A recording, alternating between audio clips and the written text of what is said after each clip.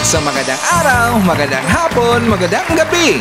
Depende po yan sa time zone ng ating lugar at sang sulok tayo ng ating mundo. Saan sa mabuti tayo na kalagayan at walang sakit-sakit ang lahat. Sa mga kababayan nating OFW at mga kababayan natin na nandyan sa Pilipinas, mabagpalang araw sa ating lahat.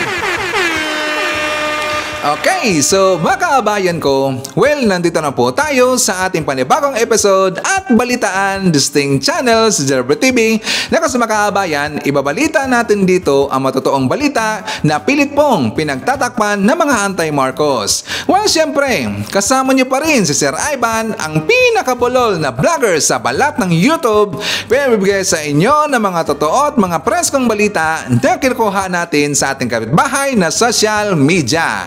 So magandang buhay sa ating lahat mga kabayan and happy Friday sa ating lahat.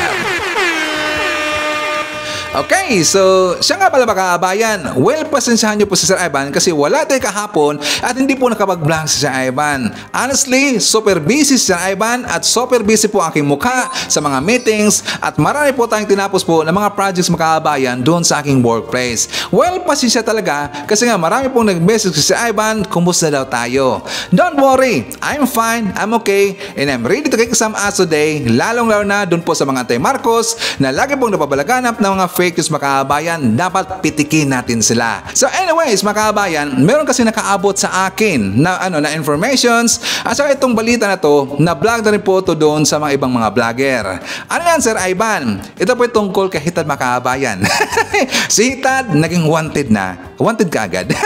Hindi, nagtago si Hitad mga kabayan. Kasi nga napag-alaman ho namin na meron palang neighbor itong si Hitad mga kabayan na ayaw rin po sa kanya at saka viewer rin po siya sa isa po sa ating mga kaibigan na na vlogger. Nagsumbong, sabi niya na meron dang pumunta doon na tao at nagdala na po ng parang siguro yung summon mga kabayan. At saka hinanap po sa si Hitad sa kanyang bahay pero wala daw doon mga kabayan.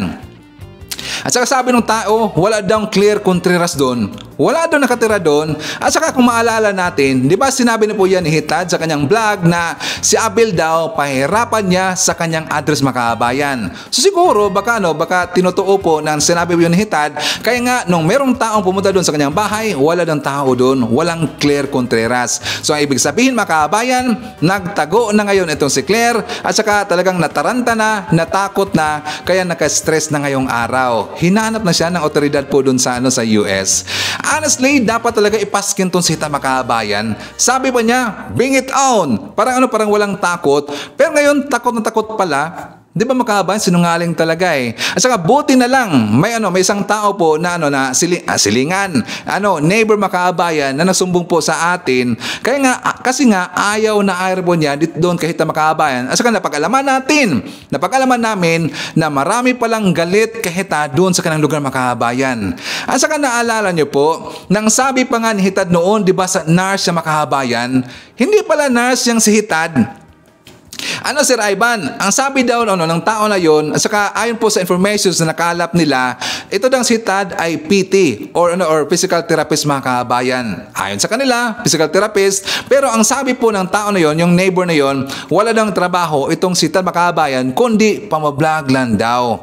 Tingnan nyo, number one na fake news peddlers itong si Hitad talaga, at ngayon talagang hinahabol na ng otoridad doon sa US mga kabayan. Nagtago na itong si Hitad. Di ba? Nakakatawa itong si Hitad talaga eh. Hambog na hambog eh. Sabi niya, hindi rin siya matakot kay Abel, pero tingnan nyo ngayon, nagtago mga kabayan. So buti nga sa iyo Hitad. So dapat sa score ng gonggong na to eh.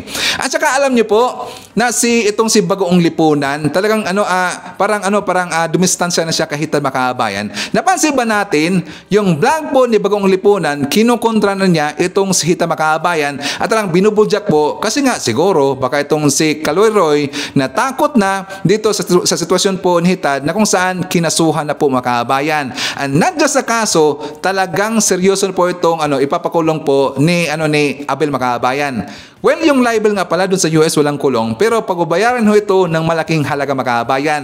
Kaya siguro itong si Kaloy natakot na at ngayon binubulyak na itong si Hitad mga kabayan. Nag-away-away sila, naglaglagan.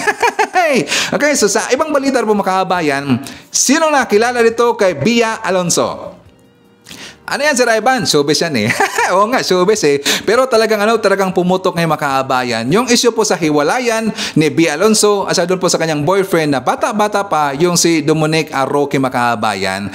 Bakit yan itatopic, Sir Ivan? With not this topic pala, konting chikahan lang dito. Kasi nga, involved dito, ayon po kay Christopher Min, bakit daw nagkahiwalay si Bia Alonzo at itong si Doms makaabayan dahil daw sa isang politiko. So kapag sasabihin nyo dito, Sir Ivan, si Christopher Min naman yan, saka napaka-martis talaga yan, ang iba, hindi po nangyari ang kanyang mga sinasabi.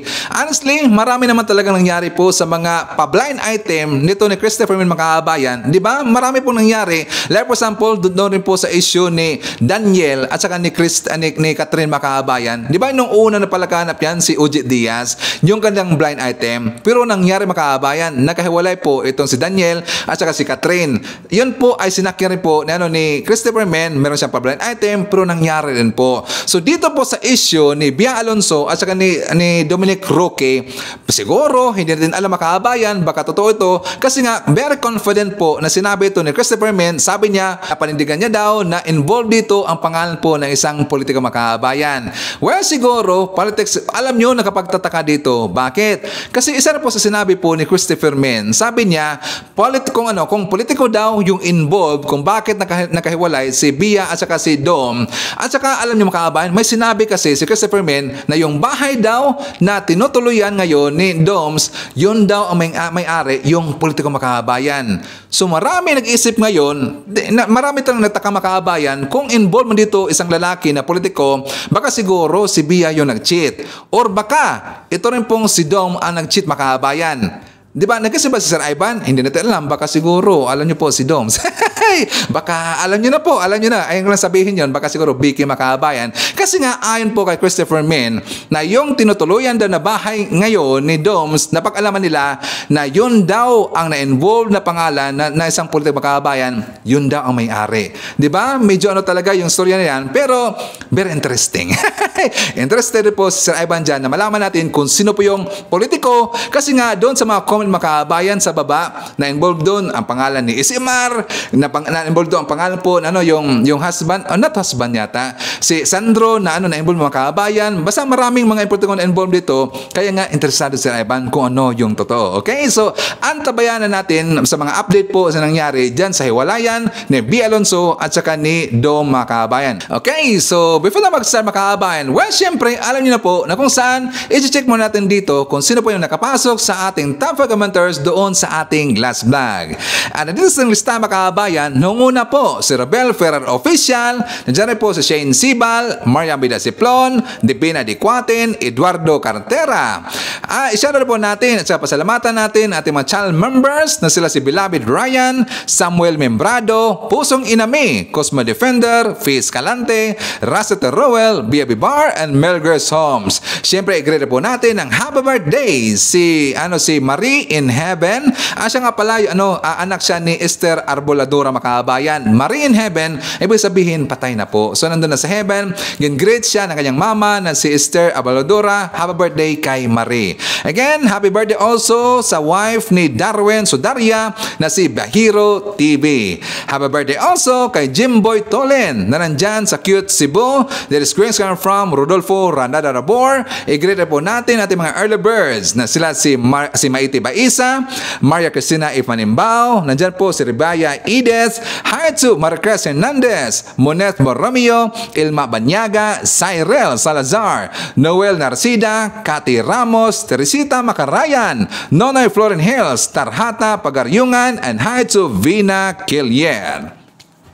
Okay, sa makaabayan ko, isa po sa ating mga major topics ngayong araw, ito na pong sinabi ni FPRD na hindi rin siya magpapahuli ng buhay makaabayan. At saka doon po sa kanyang statement, dinagdag niya na wala nang kinalaman dito si PBM, ang ating Pangulo, at hindi rin po kailangan ng tulong si FPRD dito kay PBM.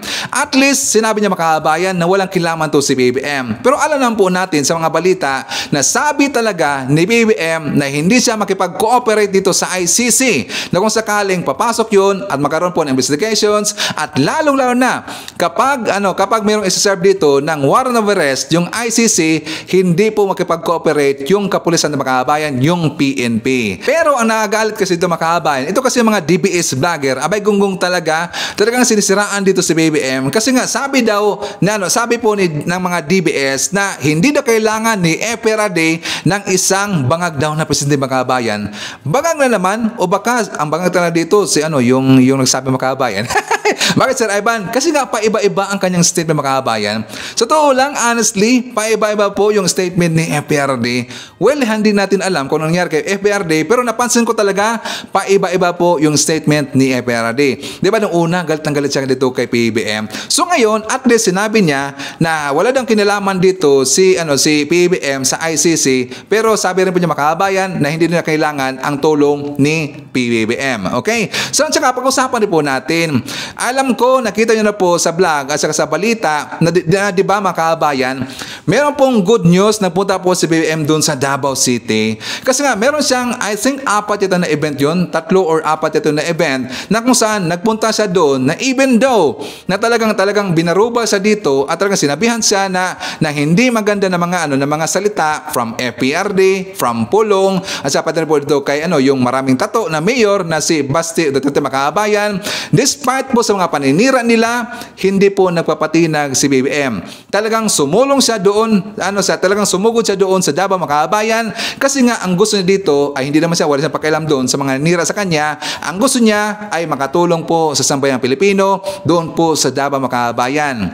At marami pong napahiya na mga DBS vlogger makabayan kasi pag-aakala nila takot si BBM at weak na president si BBM. Maraming nagulat.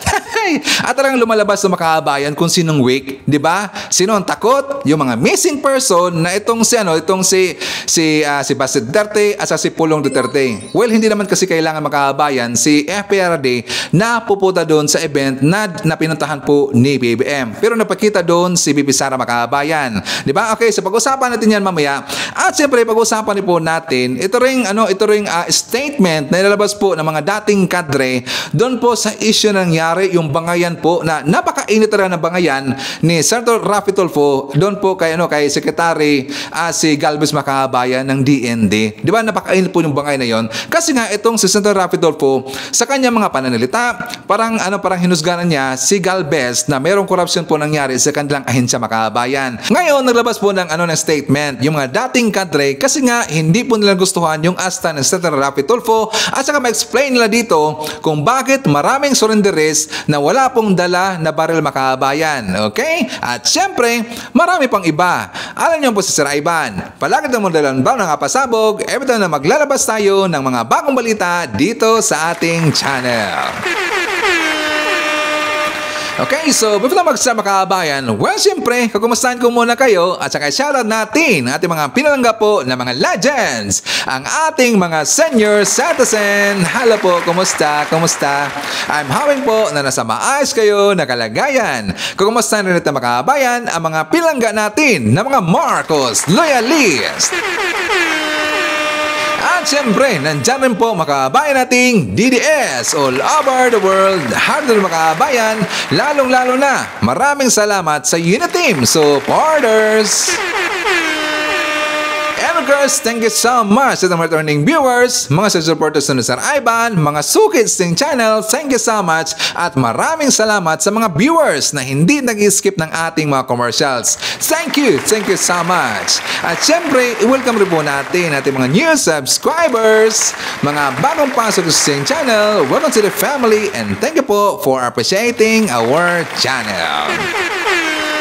Okay, so before tayo pupunta doon sa mga mainit na mga balita at sa mga kamartisan po ng ibang mga vloggers mga kabayan, well, dito muna tayo sa good news. Na kung saan, I think, alam nyo na po na mas tumaas pa yung employment rate sa Philippines mga kabayan. Yes, tumaas na po.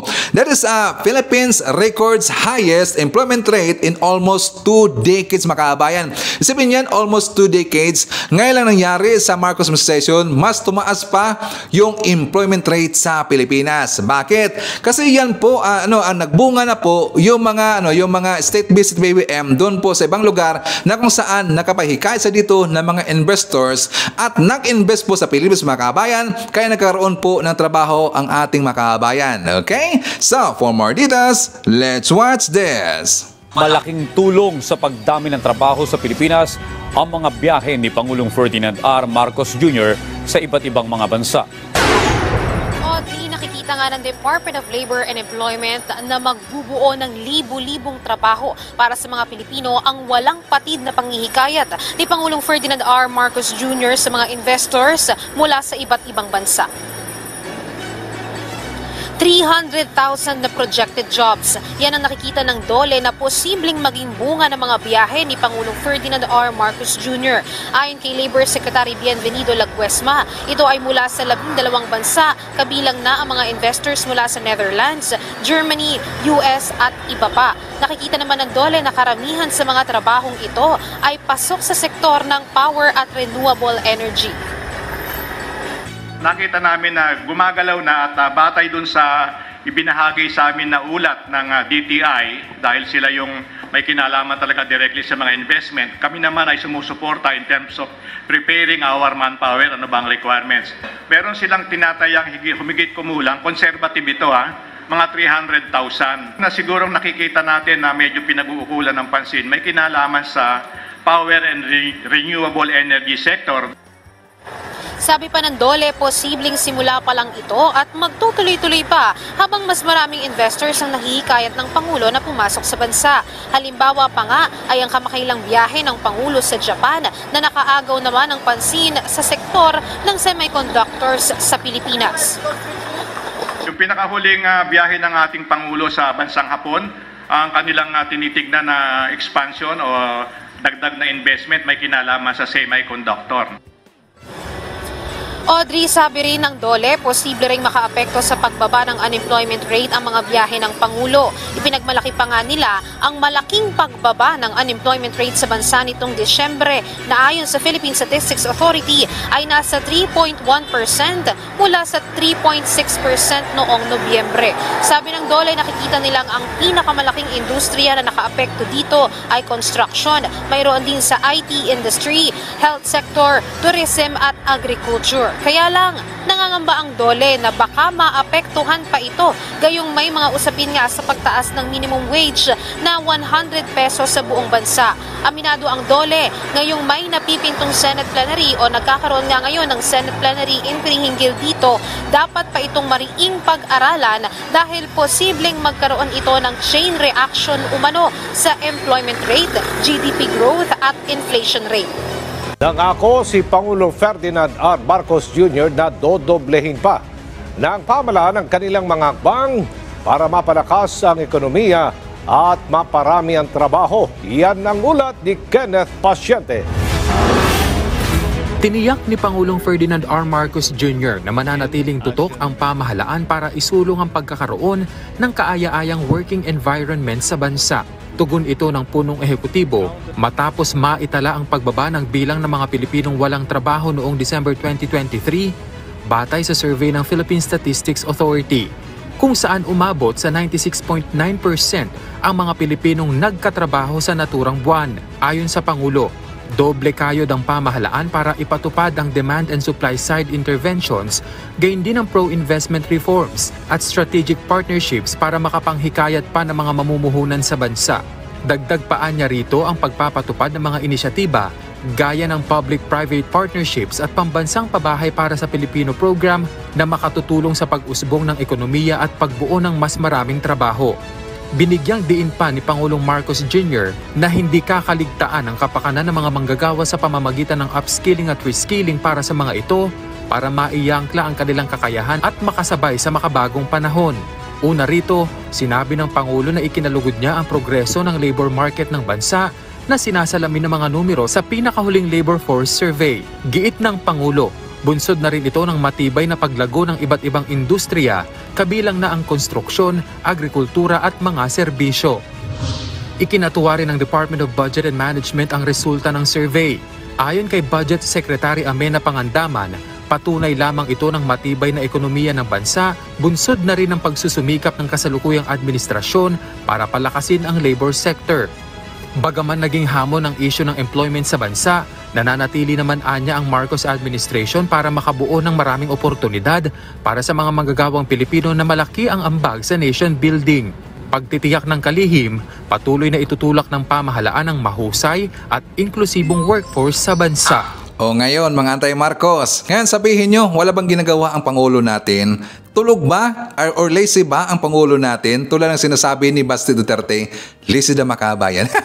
Nakakatawa, no? At saka nakakalungkot kasi makabayan, dun po sa ibang mga kababayan natin na walang alam po sa balita at sa mga ginagawa po ng Pangulo natin. Kasi nga meron kong nakita po ng mga Kali survey na kung saan tinatanong po kung pabor ba sila or kontento ba sila sa ginagawa ngayon ng Marcos administration or kay PBM. Ang sagot kasi ng ibang makabayan, hindi natin alam, hindi nila ramdam na meron ng ginagawa yung Pangulo natin kasi nga nadadala sila at nauto sila doon po sa mga vlogger na lagi po napapaghanap ng mga fake news makabayan. Di ba? Yun kasi nakalungkot dito. Yung mga kababayan natin na hindi po mga well-informed, yung mga nandyan po sa mga market makabayan kasi nga super busy sila. So kapag tinatanong na sila dito ng mga vlogger tungkol dito sa mga survey, so wala silang alam kung ano ang kasasagot makabayan. Kaya nga lang sinasabi na mas okay pa daw yung nangyari or yung ginagawa daw ni FPRD makabayan. Pero kahit hindi po nagmumura ang Pangulo natin, nakasure tayo na talagang nagtatrabaho po ang Pangulo natin. Makikita naman natin sa mga balita, sa mga numbers, sa mga reports na kung saan meron talagang magandang idunulot yung mga lakad ni BBM doon sa ibang lugar, sa panghikayat niya sa mga investors at talagang honestly makabayan, masasabi ko dito na napakagaling po ng ating Pangulo. Tingnan nyo ang taas po ng employment rate ng makabayan after 2 decades. Isipin nyo lang, after decades na nangyari at nangyari ngayon po sa Marcos administrations. Okay, so pag-uusapan po natin makabayan, ito good news rin po na kung saan naalala ba natin na marami itong makabayan na mga OFW dito sa Saudi Arabia na nawalan po ng trabaho makabayan. Naalala ba natin yon? At saka, di ba, trinabaho yan ni Secretary Tots Ople? At saka, talagang trinabaho rin po yan ni PBM. Meron ng good news makabayan kasi nga some of them, ang mga kababayan ng mga OFWs, nakatanggap na unti-unti ng kanilang compensations. So for more details, let's watch this. Nagsimula ng matanggap ng overseas Filipino workers na nawalan ng trabaho sa Saudi Arabia ang kanilang kompensasyon matapos mabankrupt ang mga kumpanyang kanilang pinapasukan. Iniulat mismo ito ni Pangulong Ferdinand R. Marcos Jr. kung saan umabot na umano sa higit 800 million pesos ang halaga ng cheque na nai-release. Ayon sa Pangulo, ang naturang payouts ay personal na ipinangako sa kanya ni Saudi Crown Prince Mohammed bin sa kanilang pagpupulong sa sideline ng APEC Summit sa Bangkok, Thailand noong nakaraang taon. Tinatayang umabot sa 2 billion riyals ang ibabayad sa higit 10,000 at 500 OFW na apektado ng mga na-bankrupt na Saudi construction firms 9 na taon na ang nakararaan. Iskulang balitaan ang ating mga OFW na nagaling sa Saudi na patuloy na ang pagbayad ng insurance ng Saudi Arabia sa mga empleyado ng mga kumpanyang nabangkarote nag-file ng claim sa insurance. Nakaprocess na ang Overseas Filipino Bank at Land Bank ng 1,104 Alinma Bank indemnity check. Yung Alinma Bank yung ginagamit sa Saudi Arabia. Ang halaga ng mga na-release na cheque is 868,740,544 in pesos na nai-release na. 1,104 ang na-clear na at credited. Yung 843 doon nabayaran na. O, diba? So, good news mga kabayan. So, good job dito sa Marcos administration and thank you so much kay PBM. Sayang nga lang mga kabayan, na hindi ito nakita po ni Sik Ople kasi nga isa ito sa kanyang pinaghirapan talaga at ang ipinaglaban talaga na para po makuha yung compensations ng ating mga kabayang OFW na nawalan po ng trabaho dito sa Saudi Arabia kasi nga na-bankrupt ang kanilang kumpanya mga kabayan. But I'm very sure na happy na po ngayon si Sik Ople. Okay? So, jump tayo sa ibang balita mga kabayan. doon na po tayo, pupunta tayo doon sa Davao na balita na kung saan the other day, nakita natin si PBM, nagpunta doon sa Davao City kasi meron siyang dinaluhan po na 4 yata po na event mga kababayan, if not mistaken. Kasi nga, nakita natin si PBM na meron siyang inatinan po na isang inaugurasyon doon po sa Davao City Bulk Water Supply Project. Hindi po nagpakita itong si Baste mga kababayan. And after that, meron na siyang inatinan na isang yung namigay po ng land titles or land e-titles nung sa project po ng Dharma kababayan, yung mga kababayan nating magsasaka. Tingnan nyo, talagang napakaswerte po ng ng mga kababayan nating magsasaka sa panahon po ni PBM mga kababayan. Yes, honestly, napakaswerte talaga ng mga kababayan nating magsasaka. Pero napunta doon si BP Sara mga kababayan. I think it's a good thing na pikita po doon si BP Sara. Pero wala pa rin po napakita itong si Baste mga kababayan. Missing pa rin po. And after that, pumunta po sa isang event si PBM doon po sa meeting, doon po para po sa Public Transport Modernization Program mga kababayan. And lastly, nagpunta po si PBM doon po sa estado ngayon sa Davao City tungkol dito sa nangyari sa floodings mga kababayan. So 4 po na event ang pinuntahan ni PBM doon sa Davao City, pero si Polong at si Baste Duterte missing pa rin mga kababayan. Bakit kaya? Takot na takot ba? So for more details, let's watch this. Magkasama sina Pangulong Bongbong Marcos at Vice President Sara Duterte sa ilang event sa Davao City.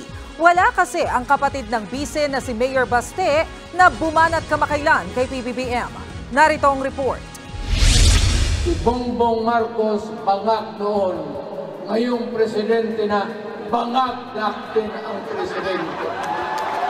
Higit 1 linggo mula ng bitawan ni dating Pangulong Duterte ang maiinit na pahayag na yan, personal na bumisita si Pangulong Bongbong Marcos sa baluarte ng mga Duterte, ang Davao City. Pinangunahan niya ang pagpapasinaya sa Davao City Bulk Water Supply Project. Ipinag-utos dito ng Pangulo na paspasan ang pagsasaayos ng water project sa bansa, lalo't nariyan ang banta ng climate change at El Nino. Any disruption to the water supply, such as the one posed by the El Nino phenomenon, which we are feeling the effects of now, degrades our quality of life. It dampens our economic activity and can fuel disorder. Kapansin-pansing wala sa event si Davao City Mayor Baste Duterte na kamakailan lang ay nagsabing dapat nang magbitiw sa pwesto si Pangulong Marcos. Nagtungo rin si PBBM sa Rizal Memorial College sa Davao City para sa pamamahagi ng higit 2,500 na titulo ng lupa sa agrarian reform beneficiaries. Wala pa rin dito si Mayor Baste, pero present na ang kapatid niyang si Vice President Sara Duterte na siya mismong nagpakilala sa Pangulo. Ladies and gentlemen, the President of the Republic of the Philippines, His Excellency Ferdinand R. Marcos Jr.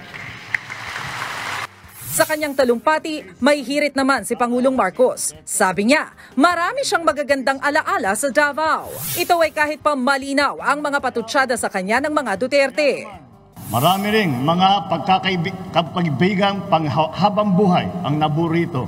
Hindi maaaring mawala sa aking puso ang pagmamahal ng Davao sa mga tao dito. Kasama pa rin ang Pangulo si VP Sara habang nilalagdaan ang kontrata sa pagtatayo ng Davao Public Transport Modernization Project. Isa itong bus-based public transport system na layong mapaganda ang commuter experience sa lungsod. The infrastructure we are building must not only wipe out the arrears of the past, but must respond to the needs of the present and anticipate circumstances in the future. Okay, so isipin niyo niya makaabayan, 4 po na event ang pinuntahan ni PBM dyan sa Davao City, pero kahit isa doon, hindi po napakita itong si Baste at saka ito na pong si Paul makaabayan. Alam niyo ba si Baste, nasa guest list na makaabayan, ang ibig sabihin, imbitado sila, pero hindi sila napakita doon, baka takot makaabayan. Tingnan nyo kung sino, no? Tingnan nyo kung sino itong namukha dito na tanga makaabayan at saka yung takot at saka naging weak na leader. Yun po si Baste, weak na weak talaga at saka siguro napahiya sa makaabayan kasi nga hindi nila inaasahan dito na pupunta po si BBM dyan sa Davao City despite po sa kanilang mga paninira dito, pangako sa dito at talagang inaapakan po ang pagkatao ni BBM, hindi nagpatinag si BBM kundi sinugod sila dyan sa Davao City makaabayan. Di ba? Yan po ang good example na leader. Hindi po nagkimkim ng galit, but bagkos talagang mahal na mahal niya yung taga Davao at saka yung Mindanao mga kababayan, di ba? Ipinapakita ho yan ni BBM. Walang problema yung mga paninira nila, pero ang importante dito kay BBM, nakatulong siya sa taong bayan mga kababayan. So ulitin natin, sino dito ang namukhang tanga, sino to ang namukhang bangag, at lalong na sino to ang namukhang weak leader mga kababayan. Diba? Si Baste at si Pulong, hindi napakita, natakot yata eh.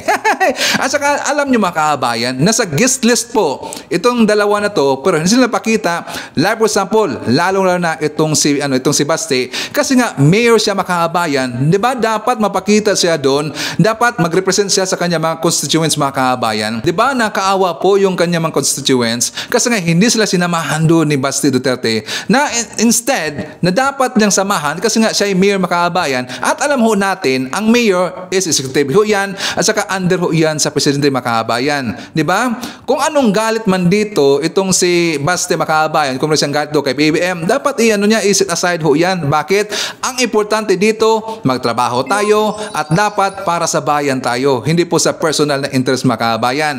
Kasi nga, ang galit dito, nakikita ko lang no, na ang galit dito ni Baste at ni Pulong, personal makabayan. Dapat isipin nila kung paano sila makatulong po sa kanilang mga constituents. At yun po ang chance nila, kasi nga namigay po ng tulong si BBM para po sa kanilang mga constituents at para po sa Davao City makabayan. Isipin nyo lang po, namigay po ng 2,000 pataas na mga land titles, at saka para po sa project po ng sa public transport modernization, at saka doon po sa pag-open po ng water supply sa Davao. Dapat present doon itong si Baste at saka itong si Pulong makabayan. Nakatawa talaga eh, di ba? Yung ginagawa na dito, walang kabulang makabayan, hindi sila nakatulong talaga, at sila to ang namukhang tanga, at sila to namukha po na isang weak leader, at hindi po si PBM. Okay? So jump tayo sa bang balita makabayan. Pag-usapan natin yung cannabis or marijuana. Kung maalala ho natin, di ba last year po, ito po isinusulong po na mababatas natin na ito pong cannabis or marijuana ay pwedeng gamitin as a medical treatment doon po sa ibang may sakit makabayan. So ito ay magiging medical cannabis. Ngayon, ang latest na balita makabayan, nakapasa na po doon sa committee level. So malapit mo itong maisabatas makabayan. And I'm very sure that some of you na ayaw po na maisabatas po yung marijuana, kasi nga baka tayo po na natakot na baka ito gamitin po sa kabulustagan makabayan. So for more details, let's watch this. Nanindigan ng mga kongresista na medical use lamang at hindi recreational use ng cannabis ang itinutulak nilang maisabatas sa bansa. Paliwanag nila, marami kasing pasyente na ito ang kailangan para malunasan ang kanilang karamdaman. Si Malalas Mora sa report, Rise and Shine Mela.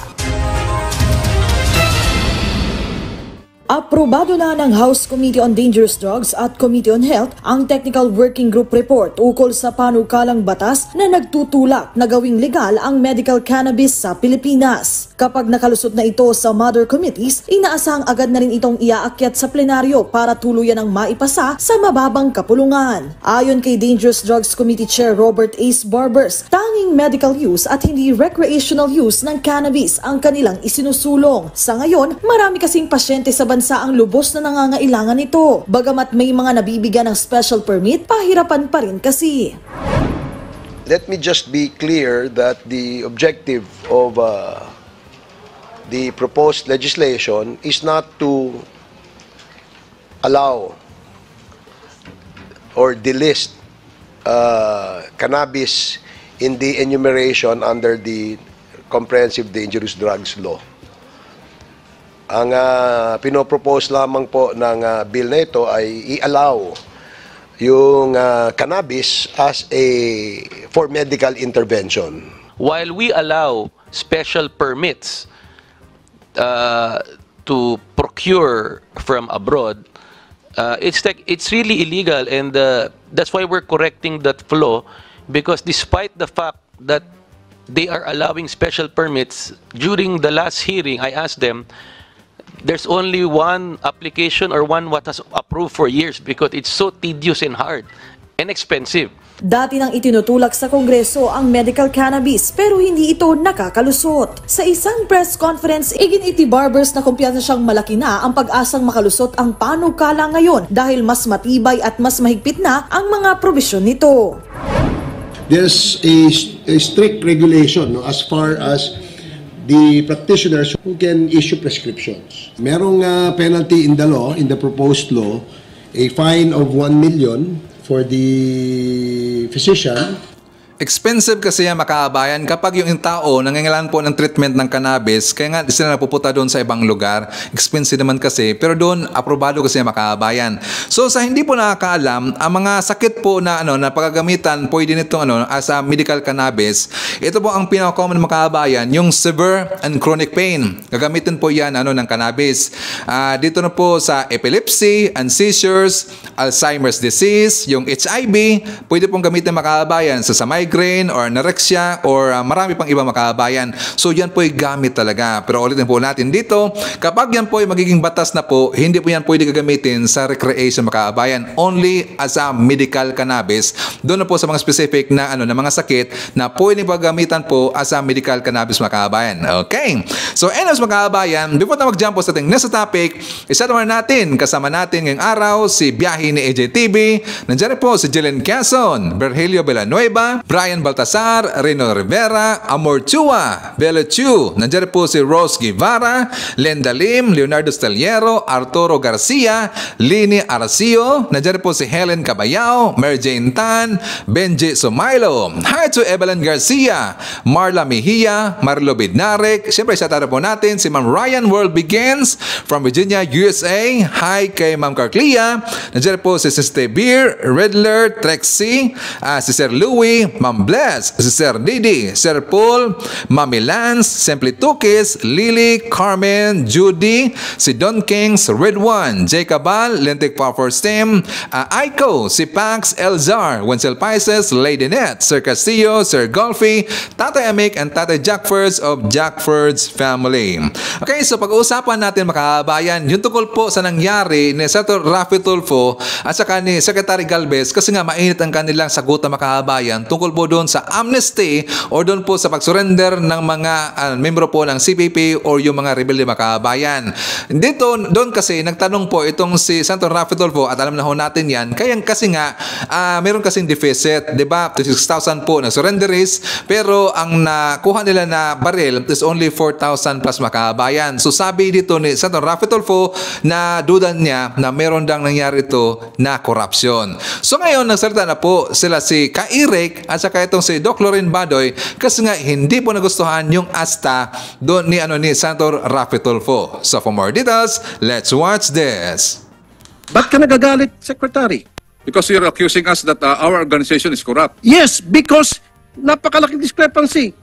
Nagkatensyon sa pagdinig ng Senado matapos magkainitan si Senator Raffy Tulfo at Presidential Peace Advisor Carlito Galvez Jr. Sa pagdinig ng Senate Committee on National Defense ay tila umuusok sa galit si Galvez kasunod ng alegasyon ni Tulfo na may bahid ng korupsyon ang programa para sa pagbabalik loob sa gobyerno ng mga dating miyembro ng MILF. Sir, I beg to disagree na pagkakitaan po sa rin decommissioning because I myself really implementing this. I would like to really to... Then show me proof. Kasi pag nakita ka sa akin ng proof, then babawiin ko. I will show proof, sir. Sa susunod na hearing. Yes, I will show proof that we are not corrupt. Alam niyo mga kababayan, mahirap po itong si Tulfo talaga mahilig sa grandstanding. We will call him out on this. Yeah. If you accuse, you have to bring proof to that. So kung may discrepancy, huwag kang mag-conclude na may corruption. Pwedeng mayroon lang mga documents na kulang. Pagsalitain mo muna ang COA. Pagsalitain mo muna ang Finance and Review Committee ng Task Force Balik Loob. O sino pa mang, si Galvez pala nakakausap ninyo. And probably, the documents were not available immediately during that hearing. So, give the benefit of the doubt first. Maybe he's projecting. Baka tatakbo mo ito sa 2028 baka mag-presidente o mag-vice president. But that is not the way to use power in the Senate or in the government. So we call out on this. We are not depending here. Secretary Galvez, Brother Franco, Ma'am Loreno, pinupuna din namin Secretary Galvez sa kanyang back channel talks na ginawa doon sa Oslo sa mga CPP, NP, NDF, international cadre operatives kina Juliet de Lima. But this is another issue. Nakikita natin dito, number one, ang may una pong may kagustuhan na palabasin na palpak, abusado at pinagkakakitaan ang mga task force balik loob and rebel returnee programs and compensation support and social welfare benefits na program sa pagbabalik loob namin mga rebelde ay ang CPP, NPA, NDF Kaya sana mag-ingat si Senator Tulfo sa kanyang pananalita at mga pagpapahayag na para bagang dinudugtungan niya at nire-reinforce ang propaganda ng CPP, NPA, NDF. Pangalawa, babalikan namin dito sa Laban Kasamang Bayan, Senator Tulfo. He who accuses must bring forth the evidence. Discrepancy pa lang po nakikita ninyo. Those are objective observations. Those are not conclusive information yet. So, bigyan mo ng pagkakataon at kahihiyan ang ahensya ng gobyerno because you're also part of the government. And be careful, Senator Tulfo, na ang propaganda line ng CPP, NPA, NDF ang naging tungtungan ng iyong grandstanding operation. Palagi mong ginagawa yan sa Senado. So sana po, tingnan mo na hindi kalaban yung mga kaharap mo. When you accuse them as corrupt or corrupt agency sila, bring forth your evidence. Dokumento pa lang na kulang ang hawak mo. And those are only initial observations. Napaka-unfair naman yon para po sa amin na nagkaroon ng mabuting ugnayan sa Office of the Presidential Advisor for Peace, Reconciliation and Unity, especially in the times of former President Rodrigo Duterte. Libo-libo po kami ang mga bumalik loob sapagkat nagtiwala kami sa Task Force Balik Loob at ECLIP program. At kung ganun po ang inyong pananalita na hindi nyo po kami nakakausap kung ano po ang categorization, process, methodology, and mga pamamaraan kung papaano ka nabibigyan ng social benefit support and financial support, ay sana po nag-imbestiga muna kayo ng kumpleto. Kami po, hindi po kami lahat may armas pag bumalik, sabi nga ni Ma'am Lorraine. Di ba, Eric, ang mga high-powered rifles na ibinalik lang ay mga 8 to 10,000. Pero ang nag-surrender sa CPP, NPA, NDF, mga 25,000. Tama po kayo, Ma'am Lorraine? 35. 35 because that includes already, Ma'am Lorraine, mga underground mass organization, party elements, party branches, local militia, regular NPA. So, pwede pong ganun, Senator Tulfo, ang kalagayan. Let them explain first before you accuse them and malign and destroy the reputation of an agency of the government for which you ought to defend also, rather than destroy it on mere initial information lang na nakikita po ninyo. Kaya po, hindi lahat ng nagre-rebelde at bumabalik sa pagiging rebelde papuntang gobyerno ay armas ang kategorya sa pagtulong sa kanila. Ako po wala kong bit-bit na armas, but I availed also the Task Force Balik Loob in my capacity as a leading cadre ng CPP, NPA, NDF. So, iko-question mo rin ako bakit binigyan ako ng suporta. So, dapat sana po naging open-minded muna kayo bago kayo naging mapanghatol. At yan po ang naging pattern mo at patent ng iyong pagtatanong dyan sa Senado. Every time na may pagkakataon kang bumira, binibira mo lahat at wala kang preno. Magkaiba po ang Idol Rapi Tulfo na programa mo sa telebisyon kaysa function mo at otoridad mo na ginagamit bilang senador. Correct. I think that what si Senator Tulfo has really just revealed to us is his ignorance. Yes. And he doesn't know that he doesn't know. And he's very, very arrogant about it. Na he said it's just common sense. No, it's not. It's not common sense kasi nga yung 35,000 na surrenders pero yung barrel sa CPP ay mga 10,000 lang, 8 to 10,000 lang. So is that common sense? That it only shows that you don't know the whole story. There's so much that you don't know. Correct. And it's hard to admit this if your ego is as huge as Alimol, really huge as that Senate building, diba? So that's why you know what, humility talaga is so important in a leader, and it just looks really it's just so embarrassing to look at something like that. And of course I know the people there, a lot of them personally, and I respect them, despite our differences. They've paid their dues to our country. Nagsilbi ang mga yan. They don't deserve that kind of treatment. Anybody naman that sits there when you're invited in Congress deserves statesman-like behavior from our senators, At pero nga, kasi nga, itong si Senator Tulfo, I think he's still caught in that persona of being the Messiah and that sort of thing. Diba? That's his, I don't know him not too well, but the TV personality. Yeah, that TV personality and the shortcuts, diba? That, in my opinion, is very dangerous because it dumbs down an entire country, that branding of Erwin Tulfo, So, konting respeto and siguro as a senator, what we would expect from a senator is to have a deeper understanding of a problem if he is sincere no, in moving our country forward and making it what we've always wanted it to be, peaceful, where there's progress, diba? So, wag agad-agad. But we're not saying naman na kung walang corruption, wag i-ano. Hindi, observe it, but don't jump to conclusions. Agree. And don't be disrespectful there, no, na tumatalon ka dyan, and you pretend like you know, but really it's really awful, it's cringeworthy to see you say something like that and to pretend like you know when you don't know. And what's even worse nga, like I said, is you don't know that you don't know. No? Correct. Correct. Kaya importante talaga yung tamang pag-analyze mo sa mga bagay na iyong inaalam. Mahirap mag-analyze kung hindi mo alam, kung marami kang hindi alam, di ba? Haka-haka mo lang. Common sense pa sabi niya. Common sense, di ba? Pinagsasabi niya. Isipin mo, yung kausap mo na sinabihan mo ng common sense, hindi ko naman pinagtatanggol si Secretary Charlie Galvez, pero yan, PMA yan, matagal na yan sa laban against CPP and PNP. At saka sa mga rebelde. Yes, pati sa MILF. Iba ang yung hanay sa kanyang hanay. Ikaw nasanay ka sa iyong programa, yan. Noontime show ba siya? Noontime show. Hindi naman. Afternoon show siya. Yan. May konting respeto. Di ba konting respeto sa mga bayani natin, no? Kasi tayo dito, ganun yung gusto natin i-foster na mindset. Doon sa mga nagbibigay ng buhay nila, magkaroon naman tayo ng konting respeto. Bakit? No? Nakakaawa naman ng isang bansa na hindi marunong kumilala at magpasalamat sa mga totoong bayani natin, no? Which is not to say na you cannot criticize if it's warranted. Pero yung ganyang treatment, mahiya ka naman, no? Talagang pinahiya niya doon sa Senado. At palagi niyang ginagawa yan eh. Tuwan-tuwa siya pag ginagawa niya yan. High na high siya sa pero ganyan marami nagtatanong daw, bakit daw sa PCSO na talagang halata daw? Ano nangyayari? Wala daw. Tumahimik na siya. Oh, baka may corruption. Yun ang may common sense. Diba? Bakit wala? Bakit ayun ang pwede mo sabihan si Meldo na common sense. Senator Tulfo, ano nangyari dito?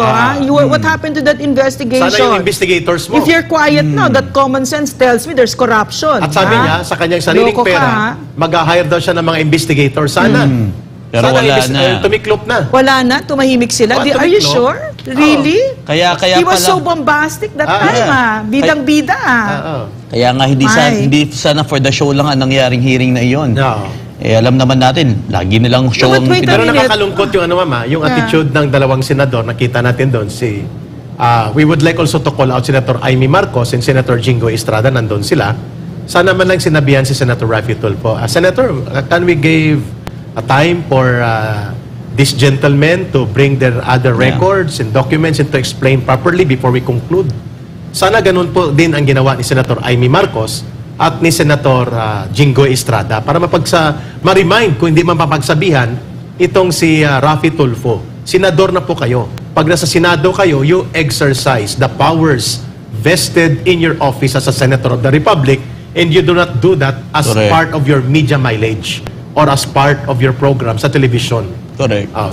Kung saan ka... Okay, so bakit ko nga pala ipinakita po yung programa ng Laban Kasamang Bayan, si Doc Lorraine at saka itong si Ka-Eric Bakabayan? Kasi nakikita ko dito na kayang-kaya po sagutin ni Doc Lorraine or ni Ka-Eric yung mga questions o yung paukusa po ni Senator Raffy Tulfo doon kay Secretary Galvez. Bakit? Kasi galing sila dyan Makabayan. Si Doc Lorraine at saka si Ka-Eric, dati silang kadre, sila po'y nabalik loob po sa gobyerno natin at saka experience na yan. At kayang-kaya lang sagutin po yung pang-ukusa po ni Senator Raffy Tulfo. Kaya ko sila ipinakita Makabayan.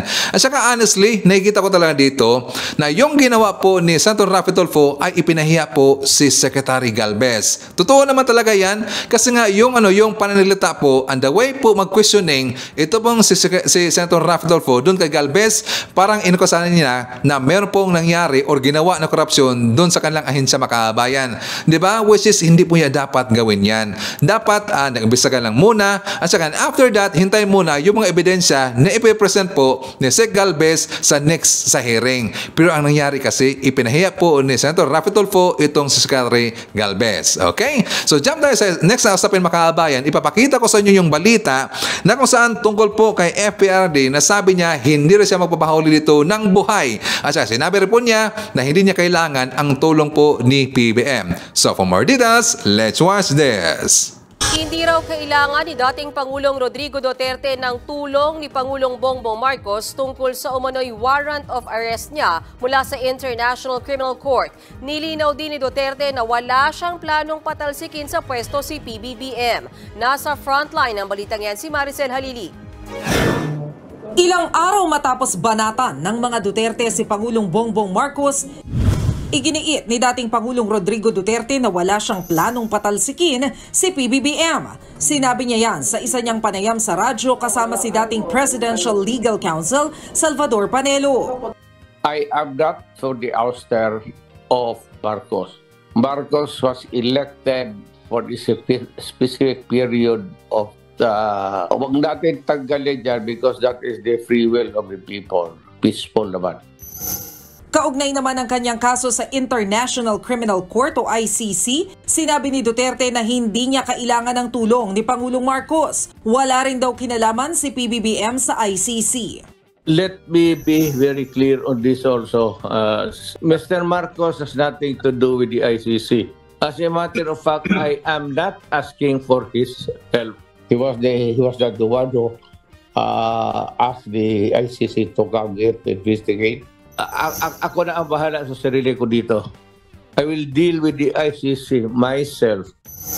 Sa issue naman ng arrest warrant, mismong sa bibig na ni Duterte nanggaling na hindi siya magpapahuli ng buhay sa ICC. They do not have the jurisdiction over the case. Walang pakialam ang ICC sa akin. At hindi nila ako mahuli talaga. Mahuli nila ako patay. Nagbanta rin si Digong sa mga susubok na hulihin siya. Kaya pag pumunta nila ako, arestuhin nila ako dito, magkabarilan talaga yan. At uubusin ko yung mga yan. Kung gusto man sila magtangka talagang pumasok sa Pilipinas, unahin ko na sila muna. Kayong mga sundalo, tumabi muna kayo kasi hindi niyo ito away. Ayon kay ICC Assistant to Counsel, Attorney Cristina Conti, gumugulong pa rin ang investigasyon ng ICC. Pero kumbaga sa Pilipinas, nasa preliminary investigation pa lang daw ito. Maaari naman daw maglabas ng arrest warrant ang ICC. Ang warrant of arrest ay maaaring i-issue talaga ng International Criminal Court kapag panahon na at kumbaga eksakto na kailangang mag-cooperate ang isang akusado, isang iniimbestigahan sa investigation, or kapag siya ay kakasuhan na, magsisimula na ang trial. So it is more like a summons o patawag na, sige nga, can you shed light on what happened or what you did?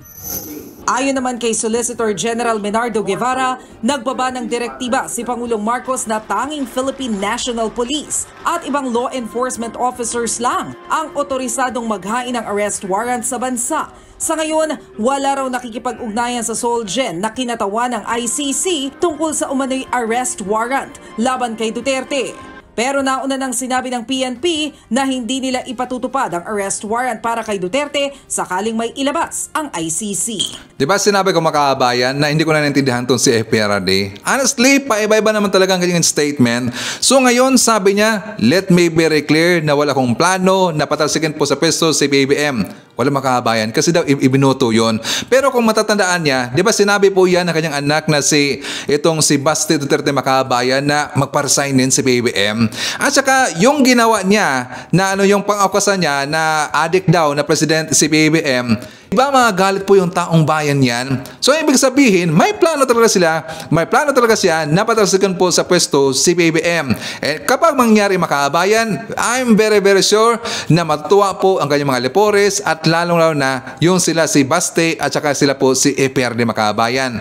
Plano naman talaga nila yan na gusto lang tatanggalin po sa pwesto si BBM. Kahit hindi lang sasabihin yan, pero the way sila mga okusa dito, ang alabang okusa, hindi yun basta-basta makaabayan. Akusahan ka na adik, di ba? Ang adik kasi, impeachable yung makaabayan. So may plano talaga sila na ipapatanggal po sa pwesto si BBM. Pero ngayon, paiba-iba po ang kanyang statement. So sabihin ko na dito, hindi ko na talaga maintindihan itong si FPRD. Di ba? Sino dito ang weak na president?